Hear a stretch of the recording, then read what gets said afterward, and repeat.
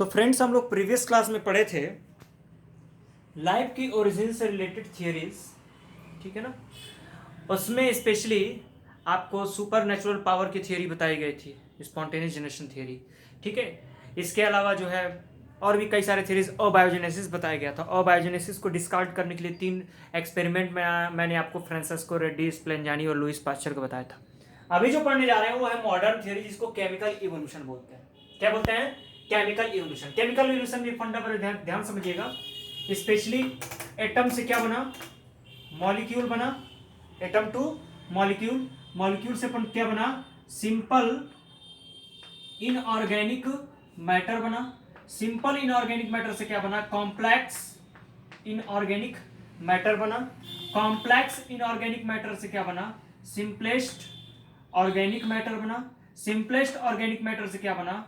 Complex organic matter बना। Complex organic matter से क्या बना? कॉम्प्लेक्स ऑर्गेनिक मैटर अगेन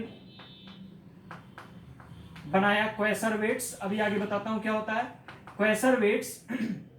आगे चल के जो है आगे gene like protein like structure से मिल करके प्रोटीन और न्यूक्लिक एसिड इसमें ऐड हुआ और ऐड करके फर्स्ट सेल का फॉर्मेशन किया।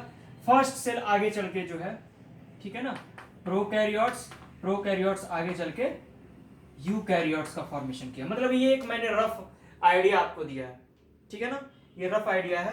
अब जरा ध्यान से समझिएगा। तो आगे बात करते हैं हम लोग मॉडर्न थियरी की। तो मॉडर्न थियरी को ओपेरिन और हेल्डन नाम के साइंटिस्ट ने प्रपोज किया था। Oparin and हेल्डन।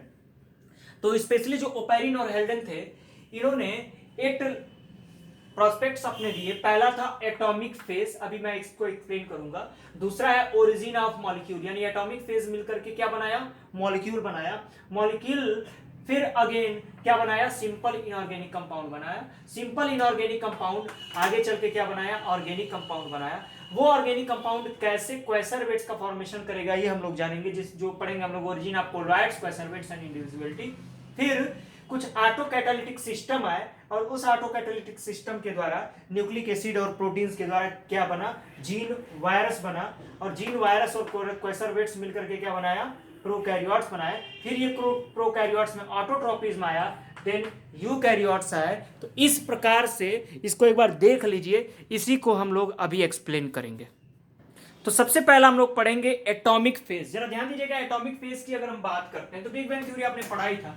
तो हमारा जो अर्थ सरफेस था और पूरा अर्थ जो था उसका जो प्रिमिटिव टाइप में अगर हम बात करेंगे तो ये लगभग 5000 से लेकर 6000 डिग्री सेल्सियस तक गर्म था, ठीक है ना। क्या था ये? 5000 से लेकर के 6000 डिग्री सेल्सियस तक गर्म था, ठीक है ना। अब क्या हुआ कि एटॉमिक फेज में आपको देखने को मिलेगा तो गर्म होने के कारण जो है स्पेशली हमारे इन्वायरमेंट में उस समय जो है कुछ गैसेस थे, ठीक है ना, कुछ एलिमेंट्स भी थे। तो जरा ध्यान दीजिएगा, अर्थ का जो सरफेस है उसमें 3 पार्ट्स होते हैं। पहले को कोर बोलते हैं, उस दिन मैंने आपको बताया था। दूसरे को मेंटल बोलते हैं और तीसरे वाले पार्ट को बोलते हैं अर्थ क्रस्ट।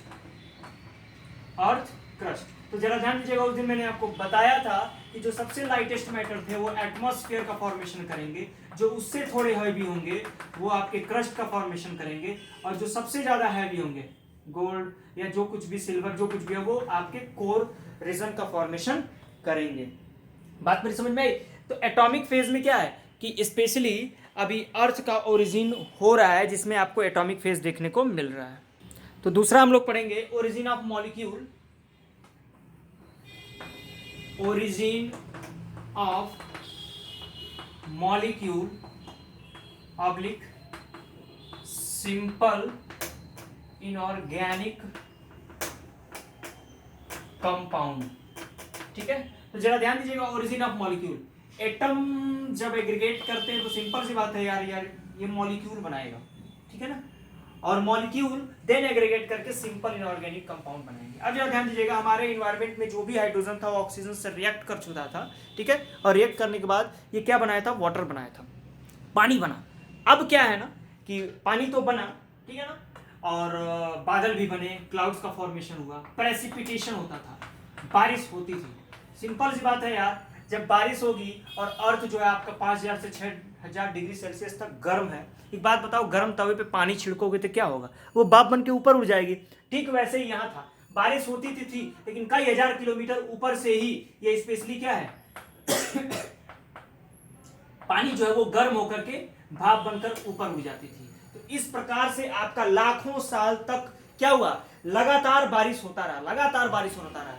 एक बात मैं आपको और यहां बता दूं कि हमारा जो प्रिमिटिव एटमॉस्फेयर था, प्रिमिटिव एटमॉस्फेयर, वो स्पेशली कैसा था, वो स्पेशली रिड्यूसिंग टाइप का था। कैसा था?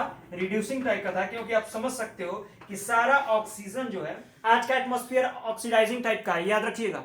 हमारा जो प्रेजेंट एटमॉस्फेयर है वो ऑक्सीडाइजिंग टाइप का है, जबकि उस समय का जो एटमॉस्फेयर था वो रिड्यूसिंग टाइप का था, यानी उस समय फ्री ऑक्सीजन बिल्कुल भी नहीं था। अब जरा ध्यान से समझिएगा, यहाँ पर स्पेशली जो ओपेरिन और हेल्डन सर ने जो अपना एक एस्पेक्ट दिया था, इसमें हम बताएंगे origin and evolution of organic molecule. तो सिंपल से मेरे दोस्त, अभी जो इनऑर्गेनिक मॉलिक्यूल था उसने क्या बनाया? ऑर्गेनिक मॉलिक्यूल बनाया। सिंपल सी यहाँ बात है, इस स्ट्रक्चर में देखिए, यहाँ हाइड्रोजन है, कार्बन है और नाइट्रोजन है। हाइड्रोजन, कार्बन और नाइट्रोजन, एक तरफ हाइड्रोजन, कार्बन और नाइट्रोजन आपके एटमॉस्फेयर में मिलकर के methane, ammonia, hydrogen cyanide, carbon dioxide और कार्बन मोनोऑक्साइड का फॉर्मेशन कर रहे हैं। ठीक है और ये जो है अर्थ क्रस्ट का फॉर्मेशन करेगा। दूसरी तरफ जो वोल्केनोज के जो लावा थे, लावा के द्वारा आपका आयरन और निकल, आयरन और निकल बना और दूसरे मेटल्स थे। तो ये जो आयरन और निकल और दूसरे मेटल्स थे, ठीक है ना, इसने क्या बनाया? कार्बाइड और नाइट्राइड्स का फॉर्मेशन किया। अब जरा ध्यान दीजिएगा, methane, ammonia, hydrogen cyanide, carbon dioxide और कार्बन मोनोऑक्साइड, ठीक है ना, ये और दूसरी तरफ कार्बाइड और नाइट्राइड, ये दोनों मिलकर के अनसैचुरेटेड हाइड्रोकार्बन बनाए। क्या बनाए? Unsaturated hydrocarbon. अभी क्या है, जो अनसैचुरेटेड हाइड्रोकार्बन बना वहां इथाइलिन और एसिटाइलिन बना।